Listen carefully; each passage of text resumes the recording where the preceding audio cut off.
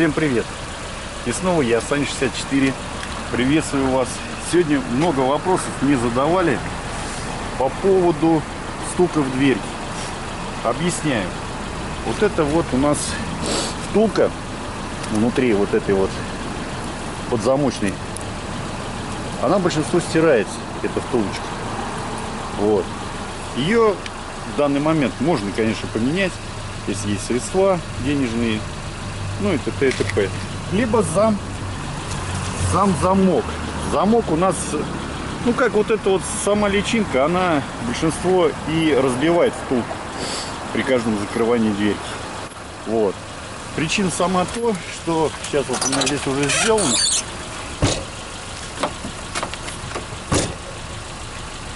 Дверька закрывается, она не плотно закрывается. Идет стук. Вот. Чтобы устранить это, здесь у меня уже есть намоточки. Сейчас я вам объясню. Сейчас я изоленточку достану. Вот, ребята, и чтобы не заморачиваться по покупке втулки на время, я не говорю, что навсегда. Ну, кто-то может это и навсегда сделать. В принципе, у меня тоже все это навсегда.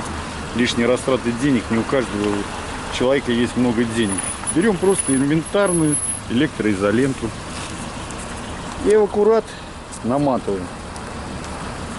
Немного наматываем, много не надо. Пару-тройку оборотов. Желательно это делать в темном, извиняюсь, теплом месте. Потому что, сами понимаете, изолента деревянная становится. Но если хорошая изолента, соответственно, она будет работать. И вот сейчас в данный момент просто для проверки мы можем сделать, что дверь по-другому работает. Она уже по-другому закрывается. У нее нет уже никакого такого сильного стука. Вот. Продемонстрируем. Это я тут мало намотал. Продемонстрируем с той стороны. Там уже все у нас готово. Сейчас пройдем с этой стороны.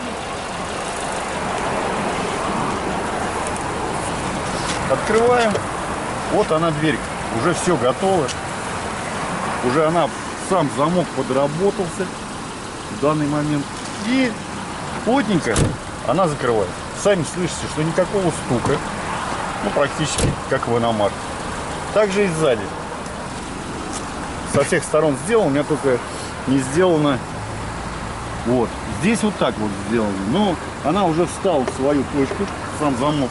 И плотненько, сами слышите, если слышно, закрывайте дверь. Вот. Кому это, если интересно, смотрите видео. Делайте.